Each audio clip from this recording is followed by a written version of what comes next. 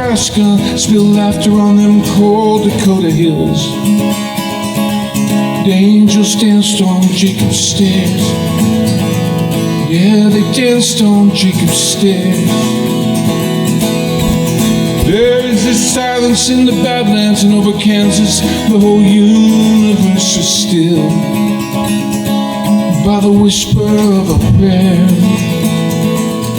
Yeah, the whisper of a prayer. And the hawk bursts into flight, and in the east the whole horizon is in flame.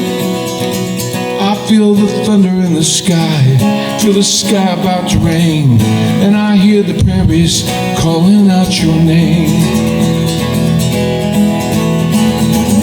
I can feel the earth tremble beneath the rumbling of the buffalo hooves, and the fury in a pheasant's wings. Yeah, there's fury in a pheasant's wings. And the Lord is in his temple, and there's still a faith that can make the mountains move. And I've seen love make heaven ring. I've seen love make heaven sing. Where the sacred rivers meet beneath the shadow of the keeper of the plains. I hear the thunder in the sky, feel the sky about to rain, and I hear the prairies calling out your name.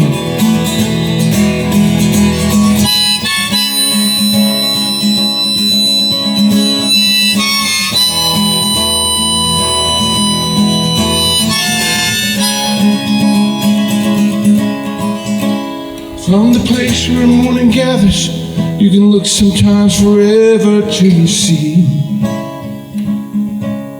what time may never know, what time may never show. How the Lord shakes by its corners this old world, shakes us forward, shakes us free, to run wild with the hope, run wild with the hope. And this thirst will not last long, that it will soon drown in the song not sung in vain. I hear the thunder in the sky, feel the sky about to rain, and I hear the prairies calling out your name. And this thirst will not last long, that it will soon drown in the song not sung in vain. I hear the thunder in the sky, feel the sky about to rain, and with the prairies I am calling out your name, calling out your name, calling out your name.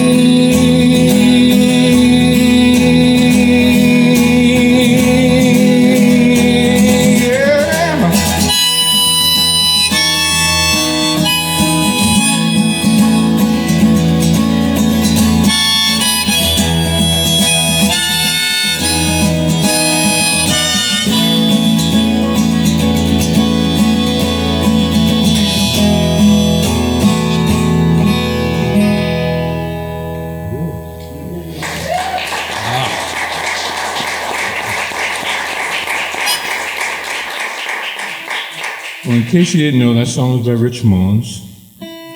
I played with Rich in his band, the Ragamuffin band, from, I guess it was about 92 to his death in September of 97. And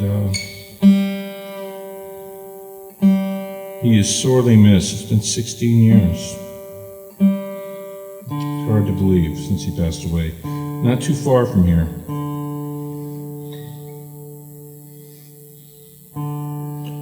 Sorry, I put on new strings last night. Just stretching out a little bit. That's the song I heard. You asked me. When I met Rich, I didn't know much about Christian music. I met him on a trip to Guatemala with Compassion International. We became friends on that trip. And, I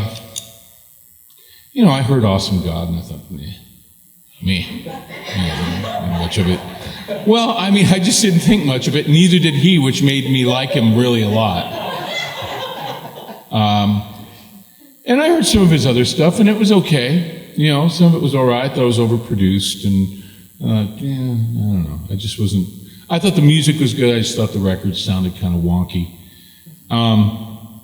But then I heard that song, and I heard him play it in a little orphanage on the edge of a garbage dump with his hammer dulcimer, and I heard him sing that song, and I thought, wow, now that's a writer.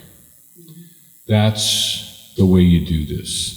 Because up to that point, I had questioned what the heck it was we were doing in this thing called Christian music. I sort of backed into it. I'll talk about that a little bit as time goes on tonight, but I'm going to jump all over the place. I'm going to play some new music that nobody's heard, that I have not even played live yet. It will be really painful because I don't know what I'm doing. I haven't worked it out. I'll forget the chords, or I'll forget the lyrics, or both, and there'll be awkward silences. But that music is for sale tonight. I actually hand-burned 20 CDs. Because I thought there'd be 20. So I hope you're going to take some of that music home with you tonight. There's some old stuff too and some posters. But we'll do that. I'll do some more rich stuff, and I'm going to do some of my own stuff, which you haven't heard, so I might as well have just told you that stuff was new. The advantage of being an obscure artist. Everything's new. All right. This is a song from 1995. Actually, this one has been a good one for me amongst my peers.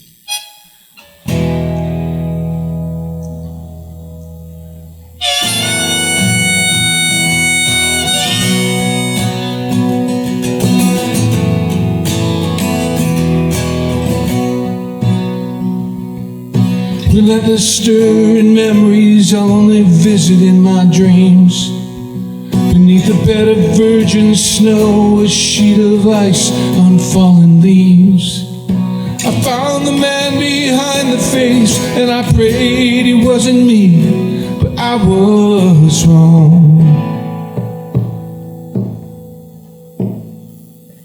Do you lie alone and silent, question just where you belong?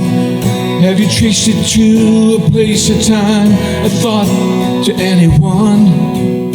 You seize the golden moment only to hold on for too long. Then it's gone. Guess it's gone. In the blink of an eye, all changes. With a kiss and a sigh, love whispers your name. It's here and gone, and life goes on, dancing like a ghost on the water. And if I could, I'd stand against the tide, turn your tears into wine in the blink of an eye.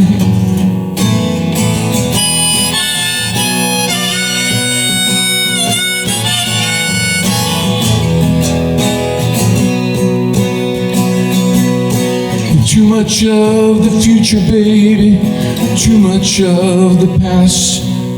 You find yourself obsessing over things that never last.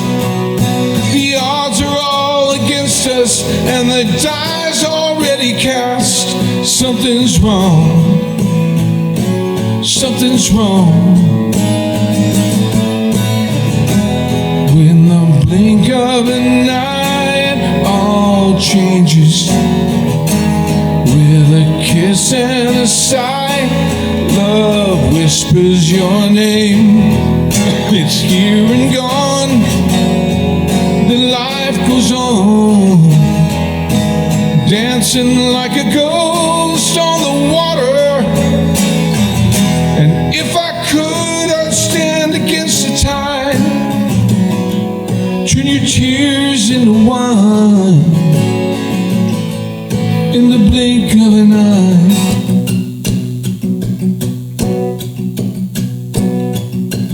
I've wrestled my convictions. I've stood behind my nerve, at least as I recall. I've embraced the contradictions I've faced at every turn. Oh, if I've learned anything at all, it's this, baby, that it all changes. You know it all changes in the blink of an eye. It all changes with a kiss and a sigh. Love whispers your name. It's here and gone. Then life goes on, dancing like a ghost on the water. And if I could, I'd stand against the tide, turn your tears into wine in the blink of an eye.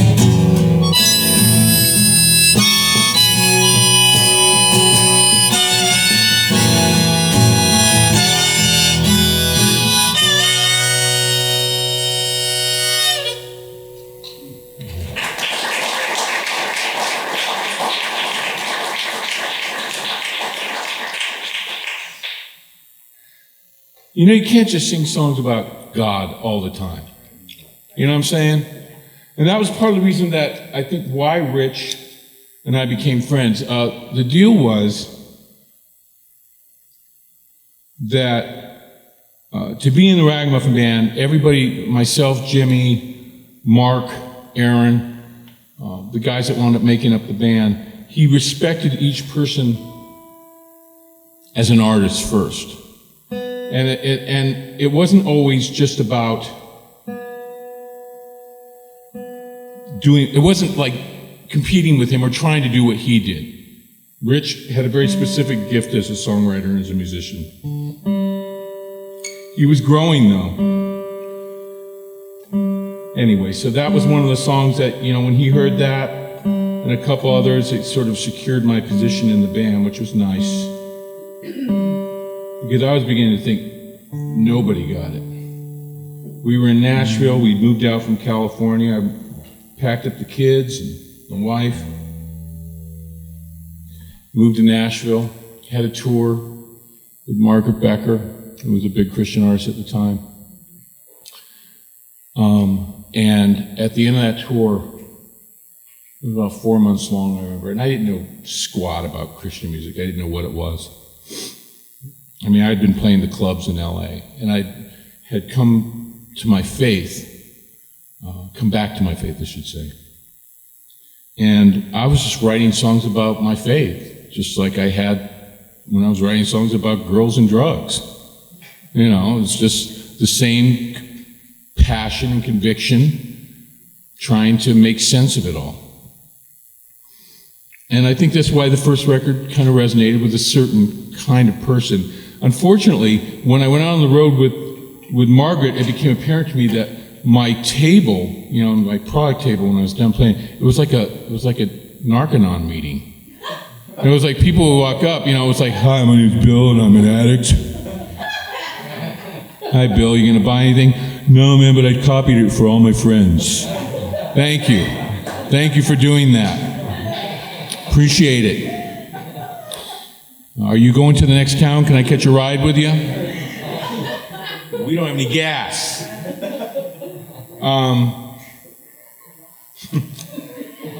So I get off that tour. I'm killing somebody out there. I don't know who it is. So we get off tour, and I was like, oh man, what a mess this is.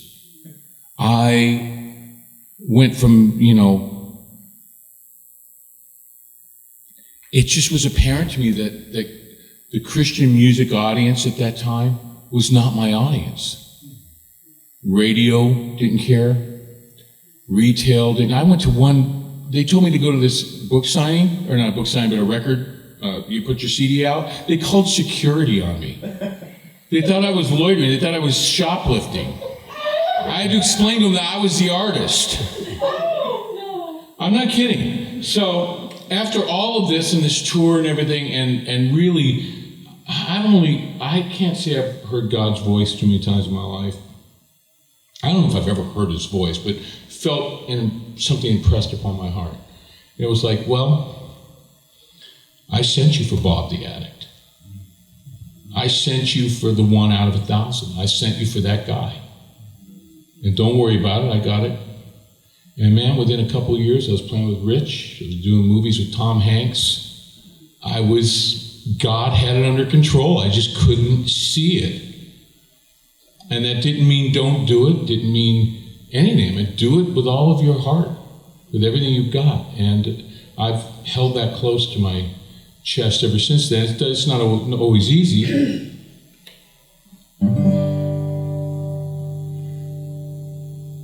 You know, but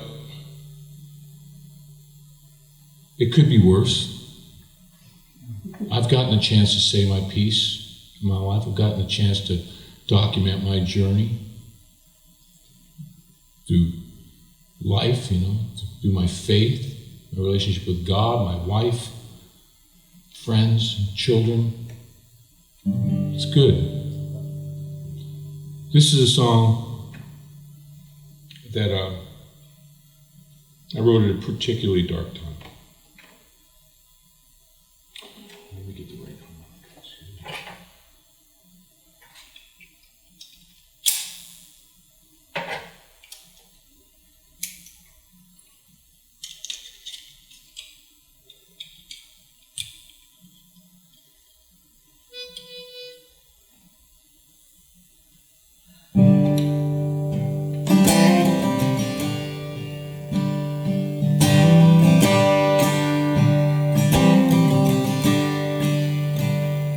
Oh, the prayers of the saints have kept me alive.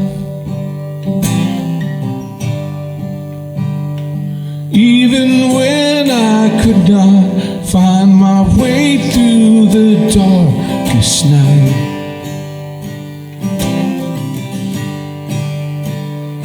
Yes, the prayers of the saints have surely kept me alive.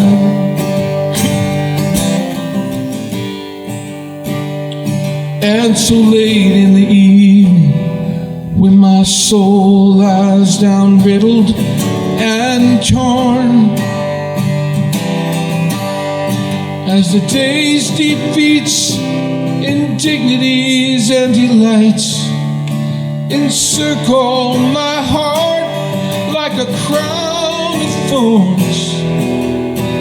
Oh yes, the night is a cold, cruel mistress, for whom many a better man has given his life. But tonight it's your prayers, my friend, that will keep me alive.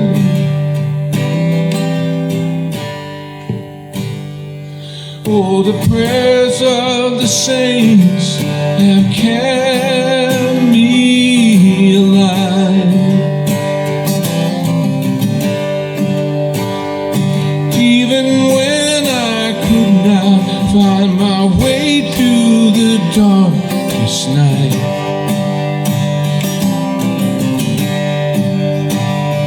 Yes, the prayers of the saints have surely kept me alive.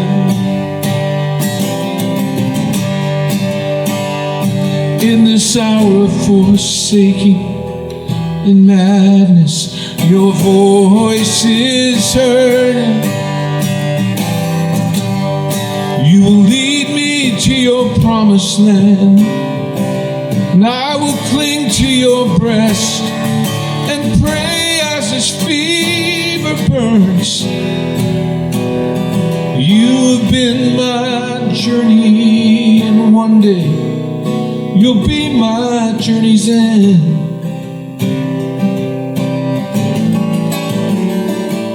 But tonight it's your prayers that will guide me around this road's bend. Oh, the prayers of the saints have kept me alive. Even when I could not find my way through the darkest night, yes, the prayers of the saints have surely kept me alive.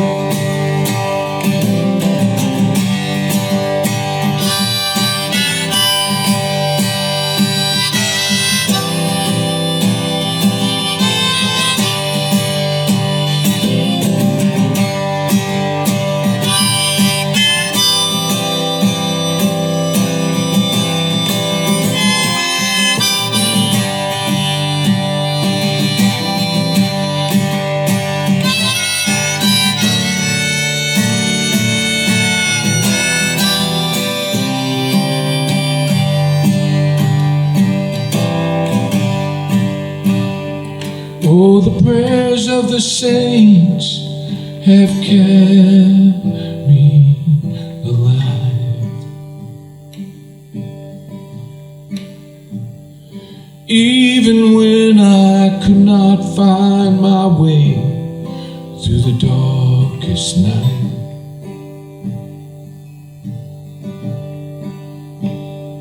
yes, the prayers of the saints have surely kept me alive.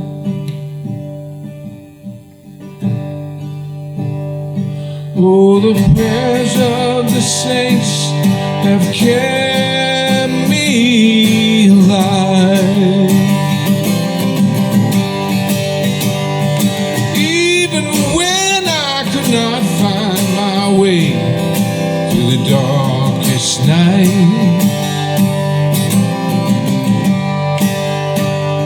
yes, the prayers of the saints have surely kept me alive.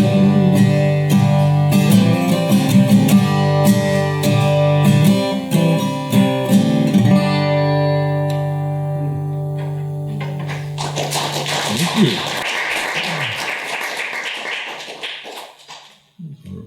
This is one of my favorite ones by Rich.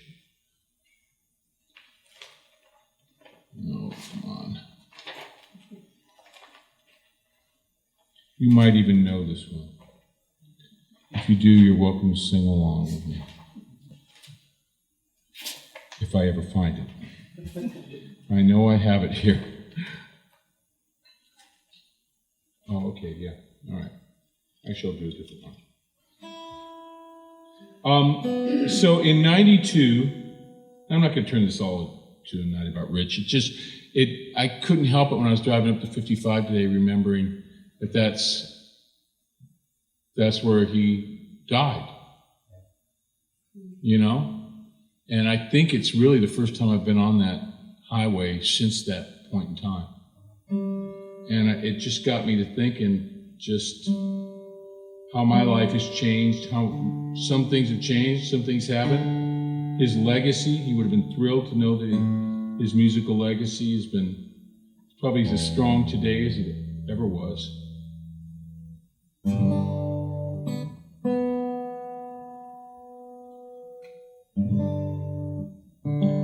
But anyway, so he puts the band together, the Ragamuffin band.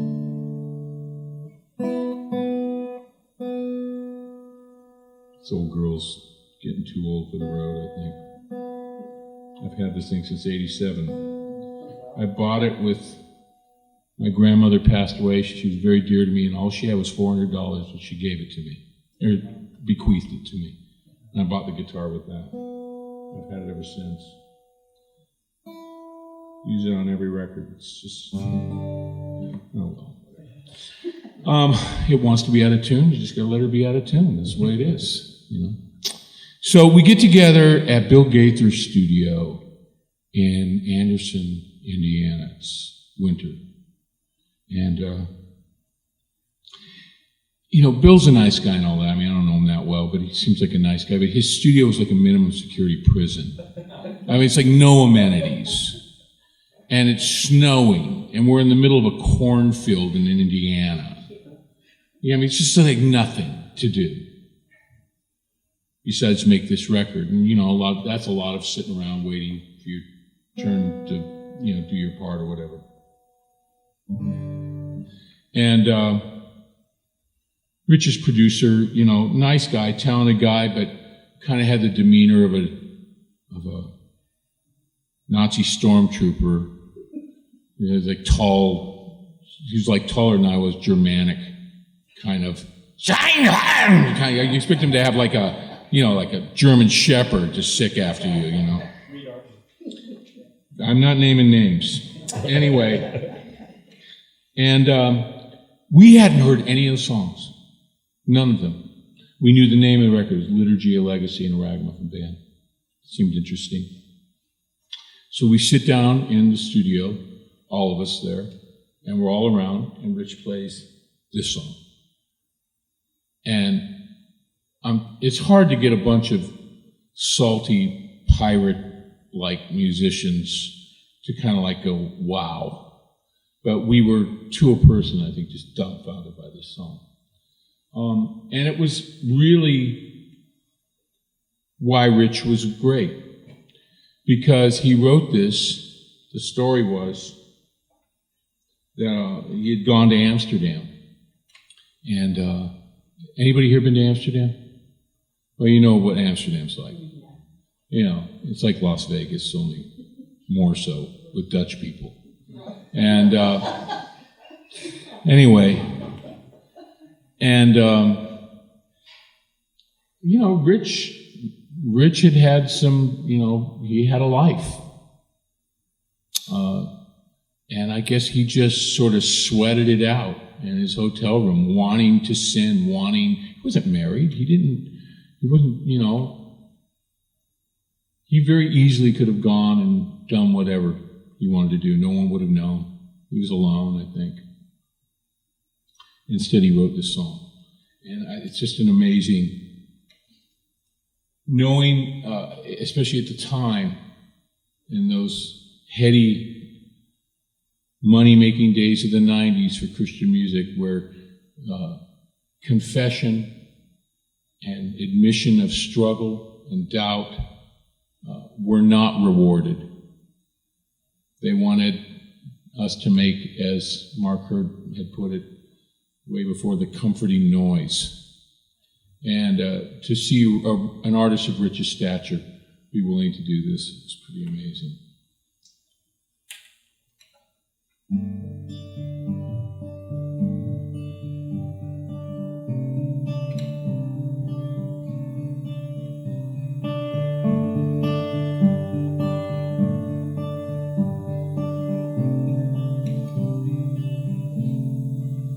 Well, sometimes my life just don't make sense at all. When the mountains look so big and my faith just seems so small. So hold me, Jesus, 'cause I'm shaking like a leaf. You have been King of my glory. Won't you be my Prince of Peace?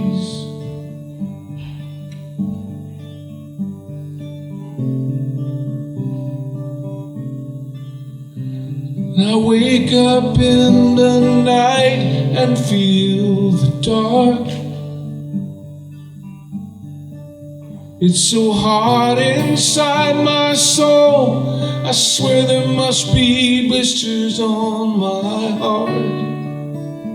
So hold me, Jesus, 'cause I'm shaking like a leaf. You have been King of my glory. Won't you be my Prince of Peace? Surrender don't come natural to me. I'd rather fight you for something I don't really want than take what you give that I need. And I beat my head against so many walls. Now I'm falling down, I'm falling on my knees. And the Salvation Army band's playing this hymn, and your grace reeks out so deep, it makes my resistance seem so thin. So hold me, Jesus, 'cause I'm shaking like a leaf. You have been King of my glory. Won't you be my Prince of Peace? I said, hold me, Jesus, 'cause I'm shaking like a leaf. You have been King of my glory. Won't you be my Prince of Peace? You have been King of my glory. Won't you be my Prince of Peace? Oh.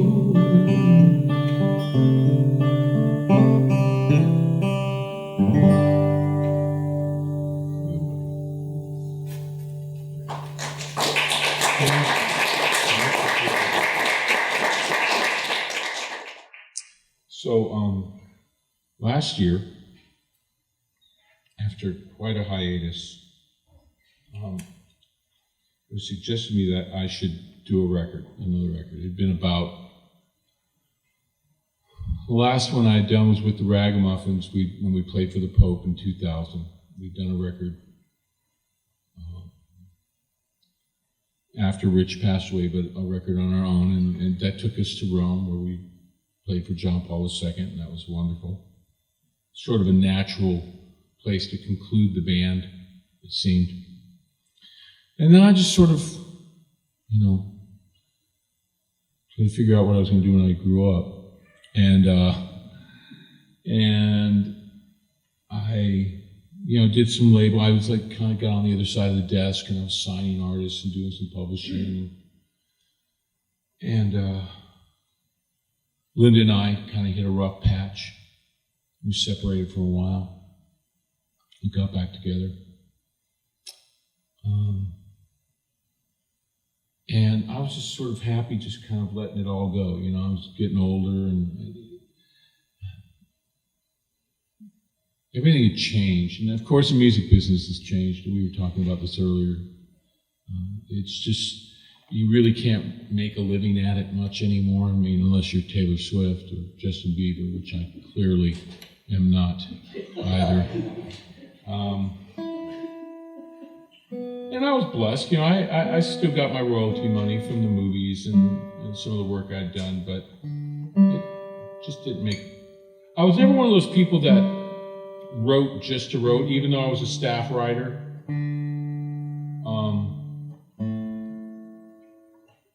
I always wrote because I felt like I had something to say. If I had something to say, I would write, no matter how stupid it was. And enough time went by. So in the early part of spring of 12, have you heard of Kickstarter? Okay, everybody's pretty much heard of it now, but I did a Kickstarter, and I raised a little bit of money. And I didn't really know what I was going to write about. I knew I was fascinated with the idea of Job, the idea of suffering, and what suffering looks like now, in particular in our lives, how suffering manifests itself maybe in a more modern or contemporary context, not just sackcloths and ashes, And it's been suggested, rightly or wrongly, I don't know, I'm not a theologian, that Job might be the very first book that we have of Scripture. And if it is, it'd be interesting to think that that's the way God would choose to introduce himself to us, this great parable of suffering and betrayal and faithfulness and all this. So I knew I was really kind of wrapped up in that idea. So I started writing a whole bunch. Now, I didn't want to do the dopey Christian thing, where I'm just taking verses out of the book of Job and just rewriting, and putting music to it, a dance beats or something, And I didn't want to do that. I wanted it to be something that I actually wrote that was a musical rumination on what suffering might look like.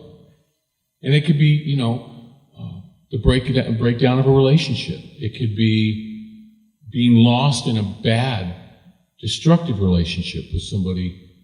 It could be a lot of things. Well, we got rid, and I knew who I wanted to have it play on. I wanted to have the guys from the choir play on. Are you familiar with that band? So Steve Hindalong, Tim Chandler, Jerry Doherty, engineering. And so we got together and we cut, just as we were getting ready to go in the studio and I was finishing up the writing of the songs, I went to a friend's birthday party and came home. And my wife, she just hang a sign out in front of our house that says, "Come in, rape, take what you want. Rape the house, pillage. I won't lock the doors or turn on any lights ever." And I had come home, I'm being funny, but I came home and there were like no lights on. None. So I park in the garage, I come into our laundry room, and it's like, there's no lights on. I'm just, married guys, what I'm talking about here. You think, gosh, how many times I gotta tell her, And I look at the door, the front door, I bet that front door is unlocked. She's in bed already, right? She's like, "Come on in," And I go to walk over there, and I had put a bass guitar in our front room earlier that day, and it had fallen. And I stepped on it. And in my attempt to try and not step on it and break it with my formidable weight, something happened, my legs went out, pitch black, and I hit right down on a concrete slab. It's hardwood over it, and crushed my left. I was on the floor for I passed out, and I was there for about 5 minutes. Linda finally came on, "You okay?" It's like, "No, I'm just laying in the front room on the floor. It's great over here. Yeah, lights out. No, don't worry about me. Okay." Anyway, couldn't move my arm at all, kind of toughed it out. Of course, this happens on Saturday night, right? So Sunday I go to the emergency room, and they give me a couple Lortabs and a sling and x-ray me and take, $3,000 from me. And it got worse and worse, so we cut the basics. I'm taking way too long to tell the story, but there's a reason I'm telling this story. It's because my hand still isn't back. I'm having a hard time playing, so forgive me for that. I gotta let it rest for a second. And it was really painful. I didn't sleep for a couple months. Poor Ashley Cleveland asked me to come out and do a gig, and I think with her, all I was doing was like crazy stand-up material that was really not funny. It was just, I was losing my mind from no sleep. Finally went in, I had to have an operation. So I went in, it didn't occur to me until I was on the gurney. It was the anniversary of Rich's death, 15-year anniversary. I'm sitting there on the gurney that morning going, this is weird. September 19th. Anyway, after that, it was a very, very long recovery, much longer than usual. It was 3 months rather than 6 weeks, a lot of pain meds, a lot of physical therapy, and then my hand was paralyzed, my left hand. And that freaked me out, needless to say. And I'm happy to say it's coming back. It's not all the way there by any means, but it's better than it was when I couldn't even pick the guitar up and play a chord. Couldn't even do that. And you can imagine what that was like being a lifelong musician. I made my living as that forever.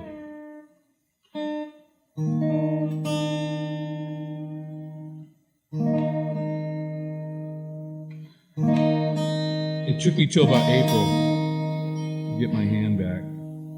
But then I started finishing the record. Boy, this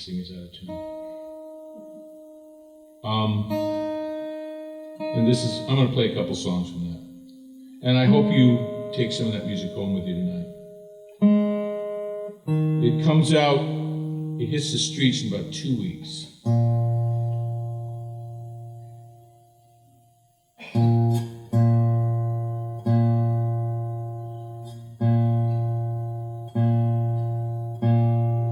Sorry, folks.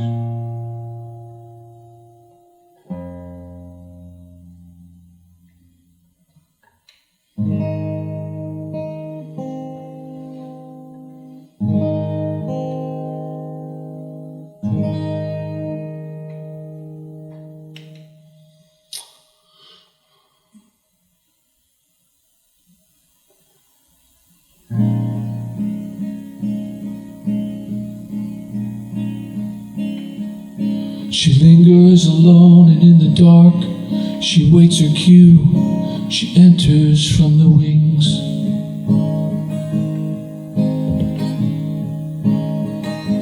She's a specter in the footlights, she illuminates the night, she promises everything.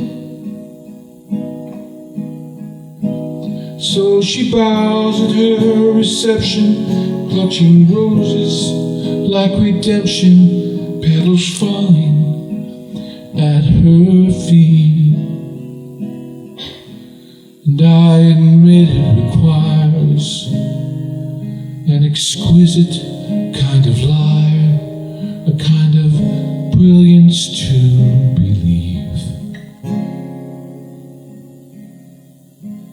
Critics, fakes, and cheap alcohol and mumbled clumsy dialogue would never bring her down.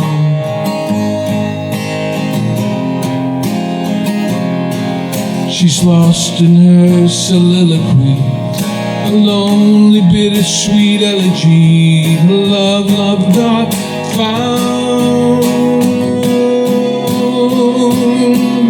While here in the shadows I'm bleeding, babe, but you can't even hear my voice. And all the world's a stage now. Say your lines just like you mean it. She's the playwright, you're the play now. Say your lines like you believe. Just say your lines and you'll believe.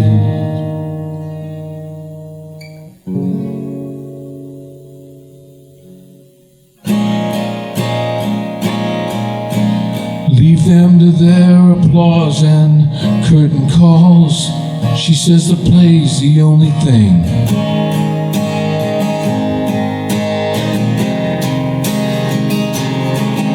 And it's all such grand theater. When you realize you need her, you'd promise her anything. So for all of our pretending, make-believe, happy endings are as fragile as angels' wings. Don't you see, it requires an exquisite kind of life, a kind of magic, a kind of brilliance, and I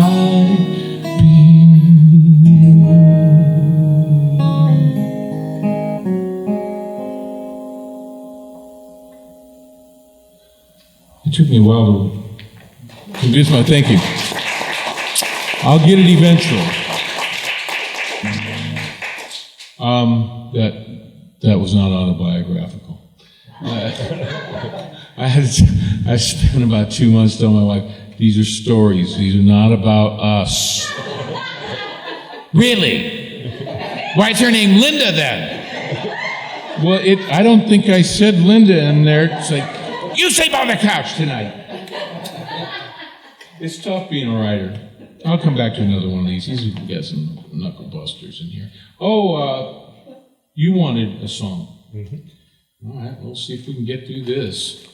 But that last one was on Job, correct? It's going to be on Job, yes, and I'll play another one. The album, it's an interesting record. You know, it's funny. because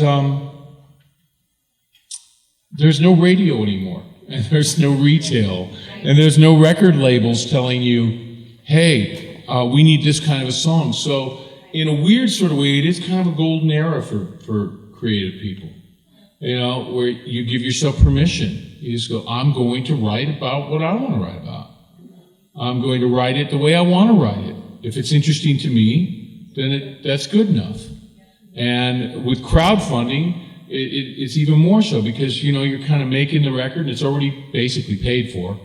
You know, you're not trying to recoup your money necessarily. Oh, it's nice to make some money on the back end of it, but nobody really, who can say if that's even going to happen anymore? Because people will, I was talking to somebody the other day who was thinking of doing this, an old-timey Christian artist was thinking of doing it. And he said, well, what do you think? He said, after you make it, what do you do? And I said, well, I'll put it out on CD Baby or whatever, and people will be able to get it at iTunes and all that.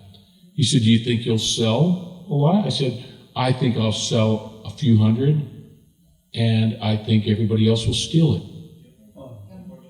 And that's just the way it is. I mean, that's what's going to happen. But then you do things like this. What's that? But then you do things like this. Hopefully. Yes. Hopefully, yeah. This is, you know, Jim, who said that? Is that Jim's wife? That's Jim's wife. Yeah. Yeah, Jim, if there were more of you guys, we'd all be skating into old age. Not because, Working on it. no, I mean, it's just, this is what we need to be doing. These small, you know, these house gigs where you're getting right up close to your fans, or people, not even your fans, just people that want to hear music. And you can play it, and it's intimate. You don't have to get a band together necessarily. It's not super expensive to do it for anybody. You just kind of go out and do it. Unfortunately, there aren't a whole lot of people like you. So bless you, thank you. It really is. And I'm pretty sure every artist I know would agree with me on that. Bless you and thank you, because we do need more people like that. Boy, this is just called tonight, you know, hey, that was the night we saw Rick tune his guitar. Jeez Louise. She's killing me here. All right, I'll play this song. This is off of a record called Blink. I did the song from earlier. This is for Eric. Smoot? Smoot. Okay, I remember the last name. What's up with that? It's easy enough. Easy to remember, right? It's called Prodigal Son.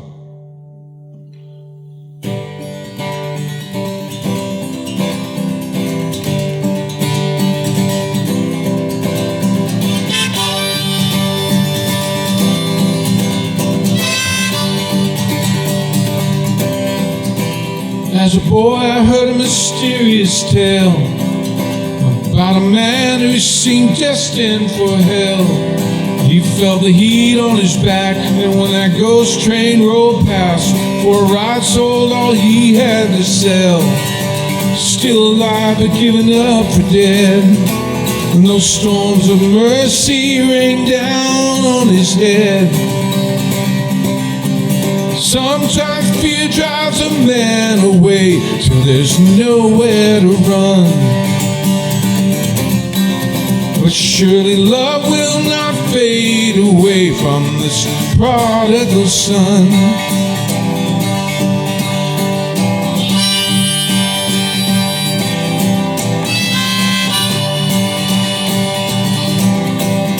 He caught a train running anywhere bound, slowing down just outside his hometown. Yes, and when his feet hit that track, man, you know he was never turning back. Man, you best believe he left without a sound. One more tenant in the house of the dead.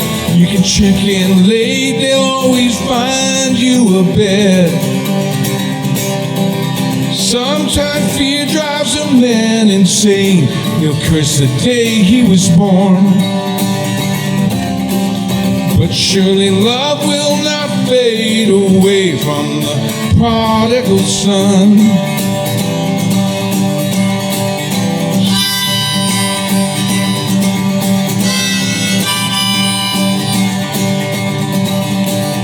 I met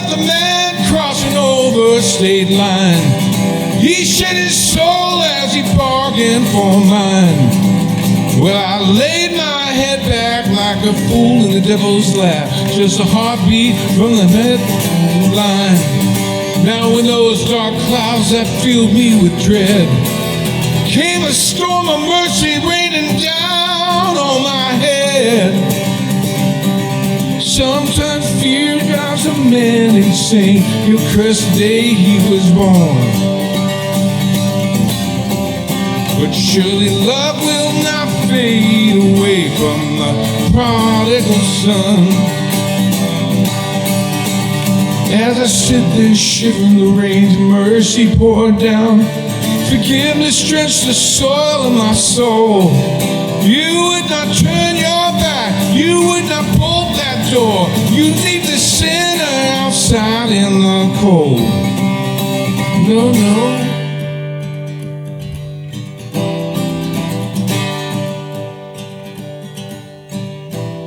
Who believes he's forever faithful?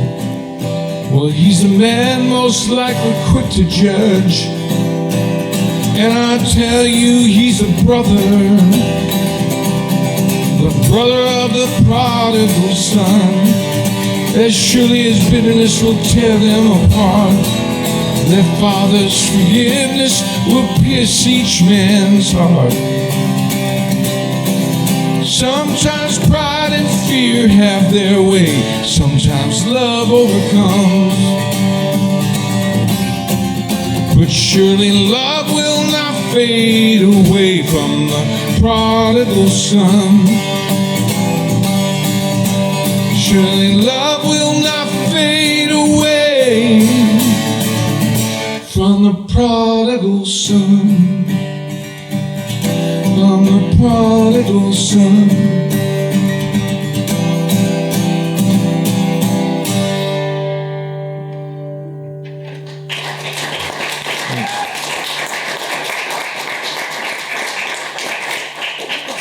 Let's do this one. Maybe you know this one.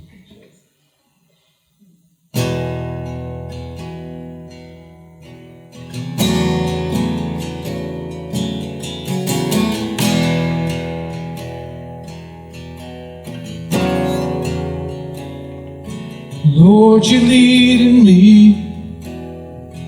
with a cloud by day, and then in the night, the glow of a burning flame. And everywhere I go, I see you. And everywhere I go, I see you. And you take my hand and you wash it clean. I know the promised land is light years ahead of me. And everywhere I go, I see you. And everywhere I go, I see you. And everywhere I go, I see you.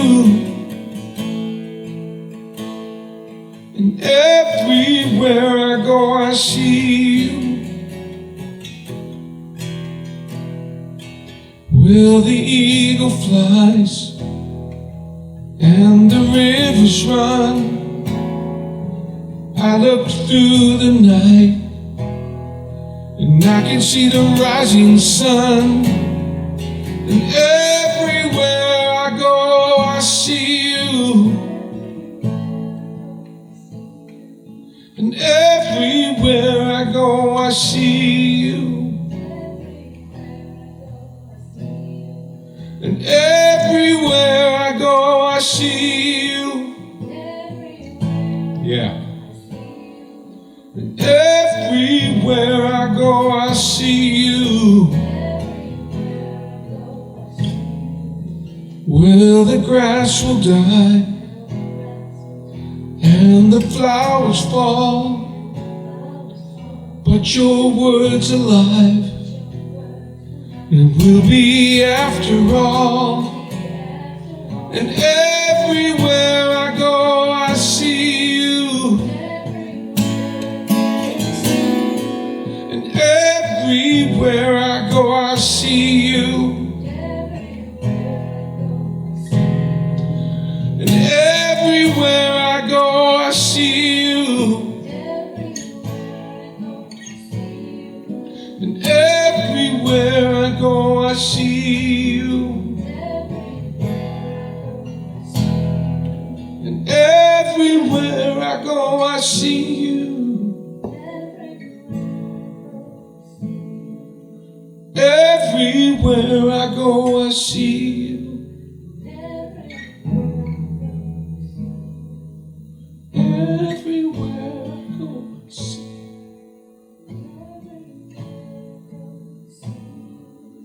Everywhere I go, I see you. That sounded great. That's the stuff. That's the stuff.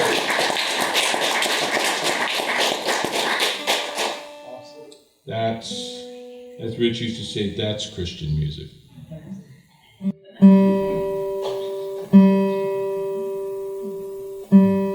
We used to sing that in a praise band that we did when Jim and I met.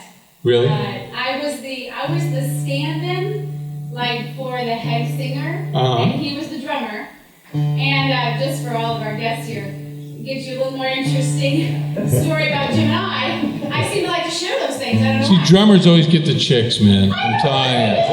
What is up with that? He's watching me going, hey, I'm gonna ask her out. So anyway, so we did sing this song like several times, and I liked the fact that it was an echo.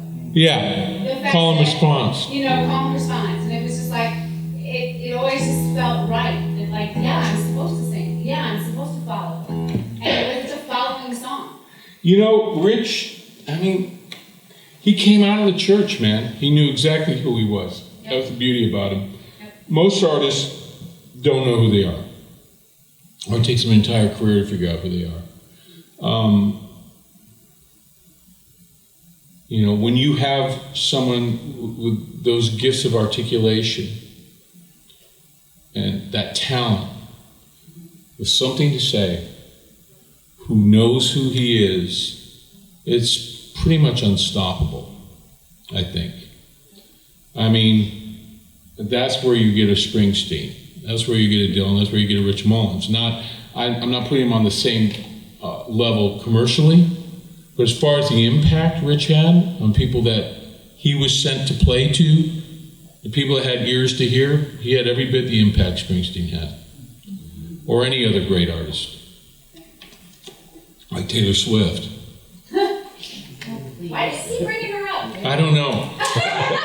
Actually, she's a sweet young lady, I'm sure. Had you sung that song, that last song you sung, Everywhere I Go to See, had you sung that in a concert where you had a particular memory about that song, the crowd being really engaged in it? Always. It was almost like that song and Creed were our two, no matter how bad the night was going, those two would save the night.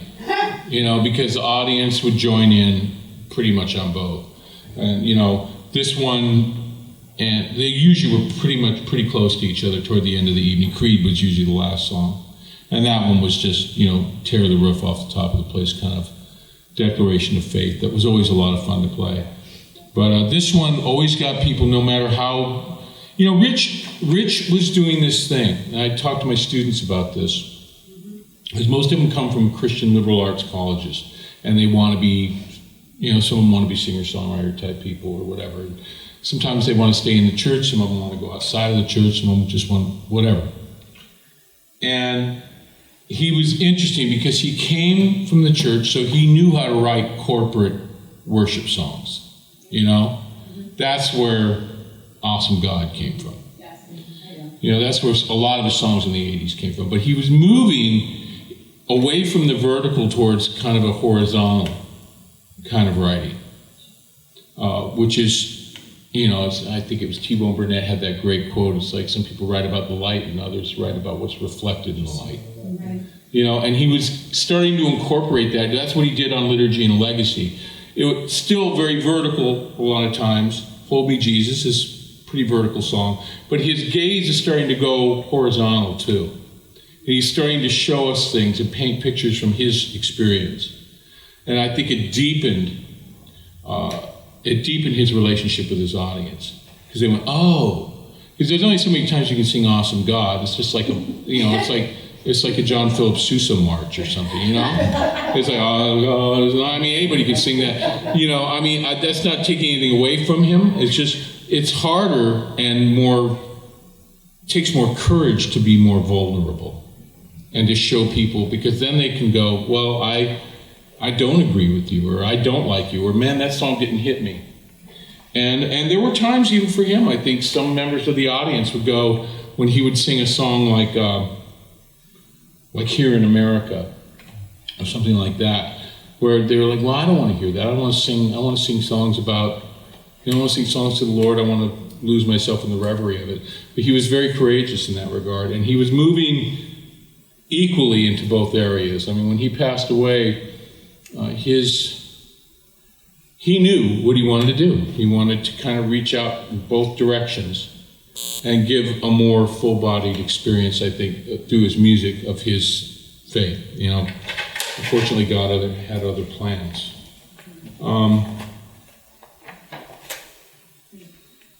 I'm afraid my hand isn't going to hold out a whole lot more on the up-tempo ones. I'm sorry to be too ballady. Yeah, I just, it's kind of frustrating, but it's just the way it is. This is our relaxation from a hard week. What's that? Rick, this is our relaxation from Good. a hard work week. Okay, good. I'm glad you view it that way. No, I'm glad. I didn't mean it that way. Now you're working. Hold up. Wait a minute. What did I just say? Okay. I'm sorry it's turned into such a rich night. Is that bugging anybody? No, honestly, the whole Job project, somebody was asking me about it the other day, and they said, what do you not want to ever hear again? I said, there's two questions I never want to hear again. What was Rich like, and what was Tom Hanks like? Oh, right. Yeah. That's all I've heard. Right. Although I've been very blessed, because how do you answer that? And the problem was, after Rich died, and we did the Jesus record at the behest of his family and his foundation, and then the outpouring from the public was so enormous, far greater than anybody would have imagined. And then, how do you tour without your lead singer? We hadn't planned on touring. So then, why don't we go out and play a little bit, and we'll give people a chance to say goodbye. And it was a very emotionally heightened experience, and it lasted about 3 years, culminating with us playing for the Pope, which was pretty cool. Being invited as evangelicals over to Rome for, in 2000. But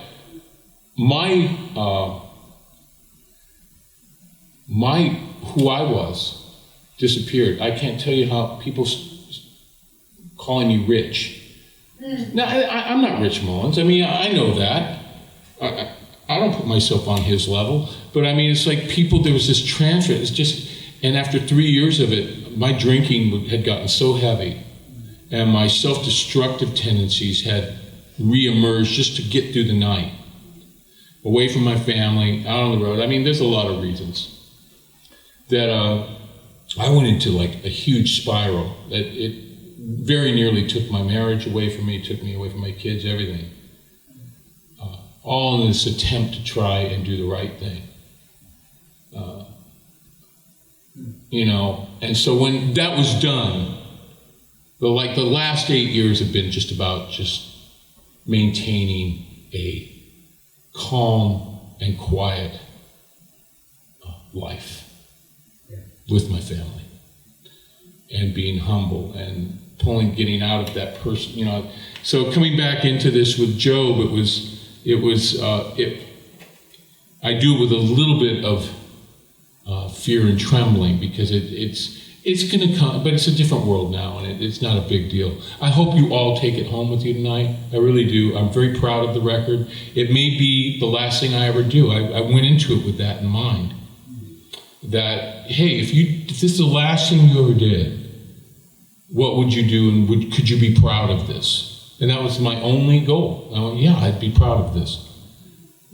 I would personally be proud of it. But it has no... I'm afraid that some of those Kickstarter people that are waiting for the Jesus record part 2 are going to be sorely disappointed because I'm not writing a Rich Mullins record.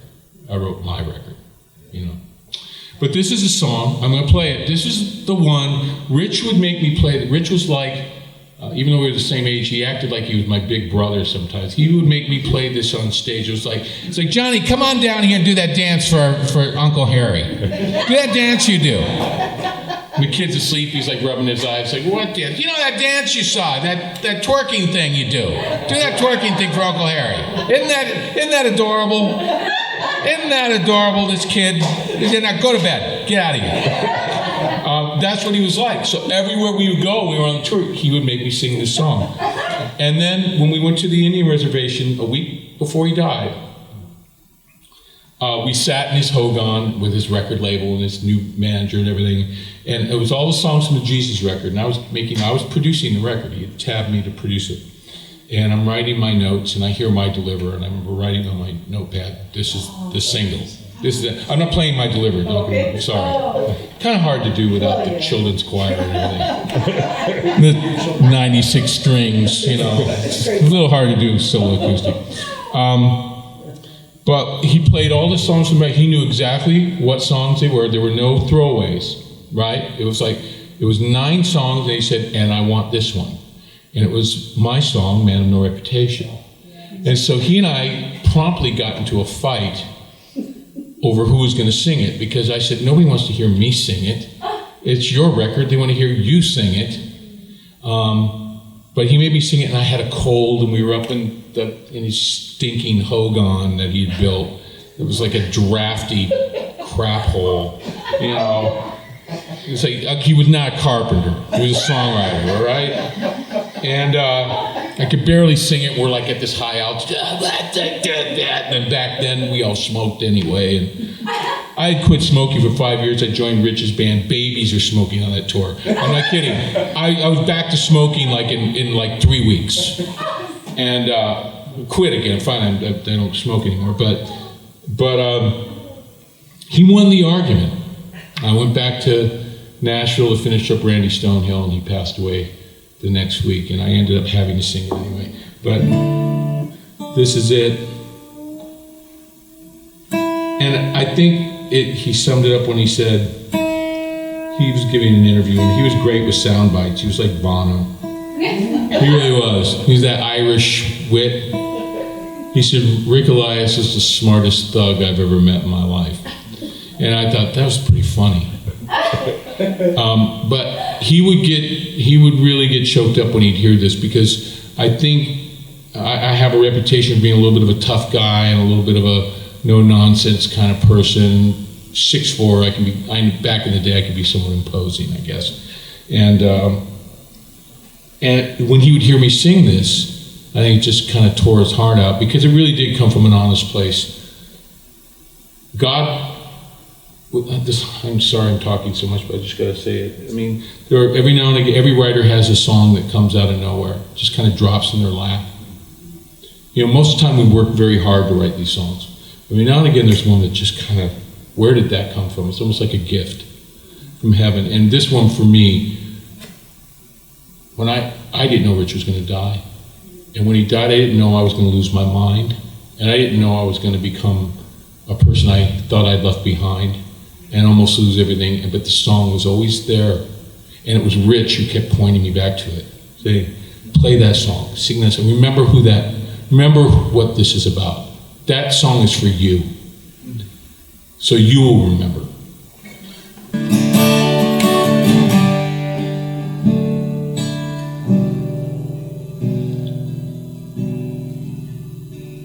It was said this man was of no reputation. could stop a rising storm with a gesture of his hands, but he chose to use his hands to heal. Hearts of darkness, hearts of stone, just like mine, would be revealed. He was a man of no reputation, and by the wise considered a fool. When he spoke about faith and forgiveness in a time when the strongest arms rule. But this man of no reputation loved the weak with relentless affection, and he loved all those poor in spirit just as they were. He was a man of no reputation.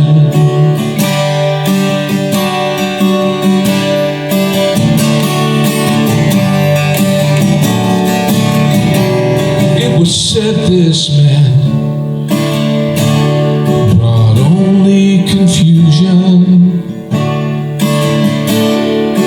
that he'd achieve his ends by any means, and the truth would bring revolution, and for once they were right.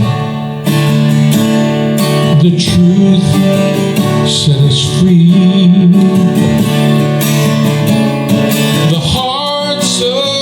Captive were his only concern, and the powerful knew their days were ending. He was a man of no reputation, and by the wise considered a fool. When he spoke about faith and forgiveness in a time when the strongest arms rule. But this man of no reputation loved the weak with relentless affection, and he loved all us poor in spirit just as they were. He was a man of no reputation.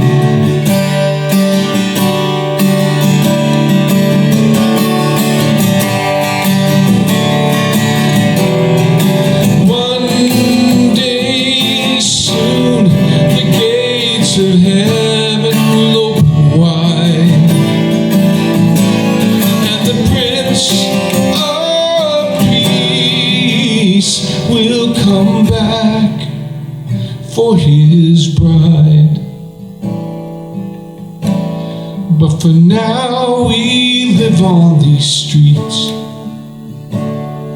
forbidding and tough, where push always comes to shove, and it's said love's never enough, where a prophet in rags gives hope to a fearful world. No injustice, no heart of darkness will keep this voice from being heard. No, was a man of no reputation, and by the wise considered a fool. When he spoke about faith and forgiveness us in a time when the strongest arms rule. But this man of no reputation loves us all with relentless affection. And he loves all us poor in spirit. Come as you are to the man of no reputation.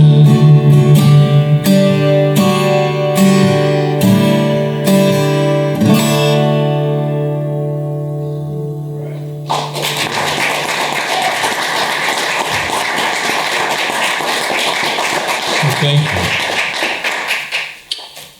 Okay. I'm gonna do a couple more, okay? You all right? I think my hand can hold out for a couple more.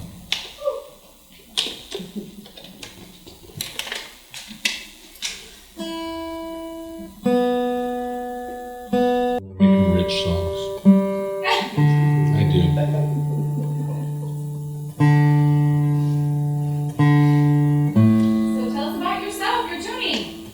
What's that? So tell us about yourself, your tuning. You know it's almost impossible to tune a guitar and talk at the same time? Oh. They say that. I always thought I could do it, but apparently I can't.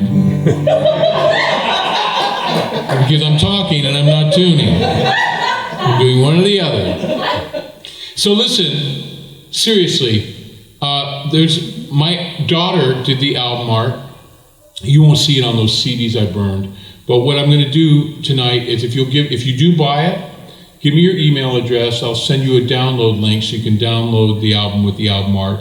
And you'll get the CD and that poster of the album art. So I'll be happy to sign. And you can take one of those other two compilation CDs. Don't take both of them. You take one or the other. They go back from over the last 20 years. And I put them together. I compiled them and kind of put them together lovingly. So you get three things and plus the download. I'll send you a download link. It's a free download link. So you just got to make sure I have your email address. I'll send that to you in the next week if you buy something, which I hope you will.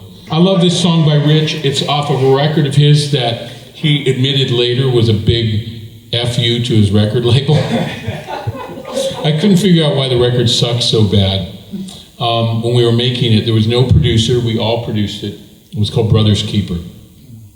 And it was just a nightmare to make. It was just cacophony in the studio. And I was like, somebody's got to produce it. He and I were getting into these huge arguments. And he didn't tell me until years later. He goes, I did that just because I hated my record label. He goes, but the record still came out pretty good. And I always loved this song off of it. This is an example of what I was telling you about. If I can get through this thing, of his starting to write more horizontally, not just vertically. But it's kind of a little bit of both. It's called The Breaks.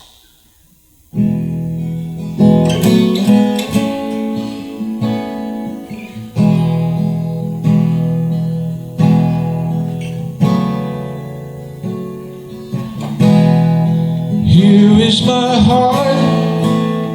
Take what you want.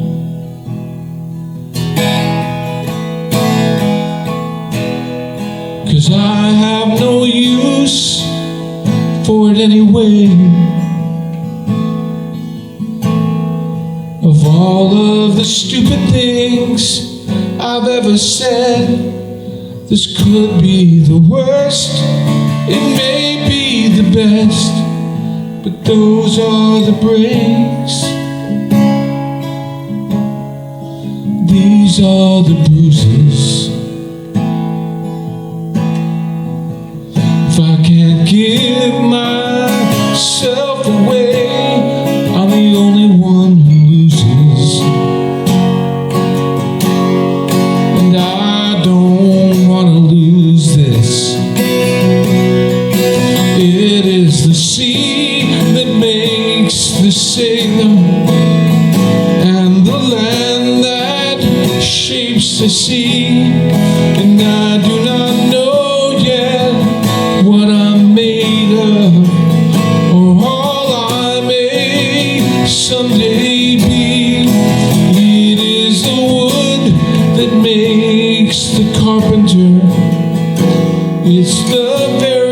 tool of his trade. It is love that makes the lover, and the cross that makes the saint.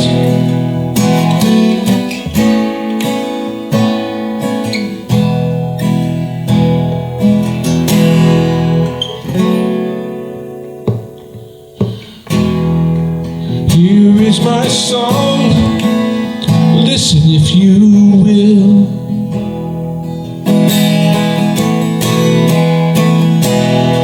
But I have no heart for it anymore. I've just half a mind to cut it loose, and if it sails off into the blue, then I'll just let it soar to the sky's better keeping. And I won't be any poorer for giving it its freedom. And here's one for freedom. It is the sea that makes the sailor, and the land that shapes the sea. And I do not know yet what I'm made of, or all I may someday be. It is the wood that shapes the carpenter, is the very tool of his trade. It is love that makes a lover, and the cross that makes a saint.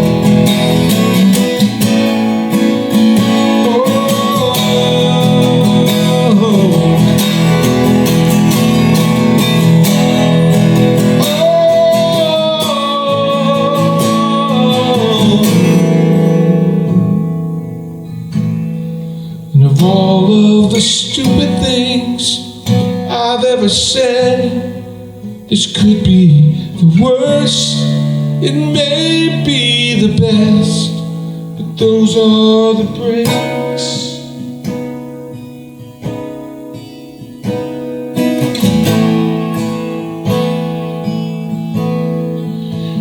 Those are the breaks.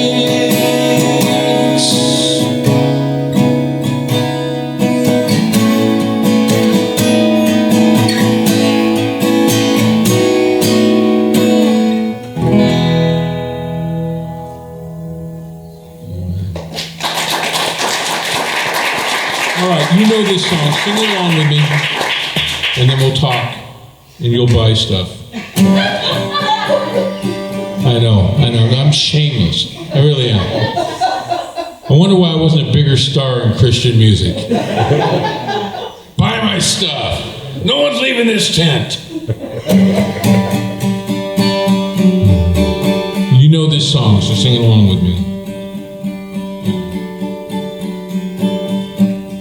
Sometimes the night was beautiful, sometimes the sky was so far away, sometimes it seemed to stoop so close. You could touch it, but your heart would break. Sometimes the morning came too soon, sometimes the day can be so hard. There was so much work left to do, but so much you'd already done. Oh God, you are my God, and I will ever praise you. Oh God, you are my God, and I will ever praise you.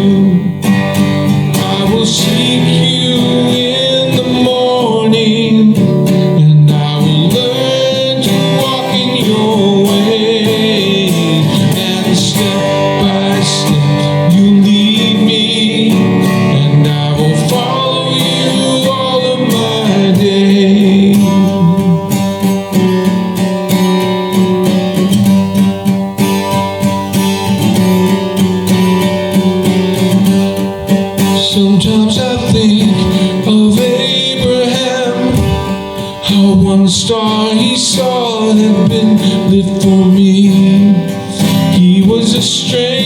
stranger in this land, and I am that no less than he. And on this road to righteousness, sometimes the climb can be so steep. I may falter in my steps, but never beyond your reach. Oh God, you are my God, and I will ever praise you. Oh God, you are my God, and I will ever praise you. And I will seek you in the morning, and I will learn to walk in your ways. And step by step you lead me, and I will follow you all of my days. Yes, I will follow you all of my days. Yes, I will follow you all of my days. And step by step you lead me, and I will follow you all of my days. Oh God, you are my God, and I will ever praise you. Oh God, you are my God, and I will ever praise you. I will seek you in the morning, and I will learn to walk in your ways. And step by step you lead me, and I will follow you all of my days. Amen. Thank you guys. Thanks for listening to me. Yeah.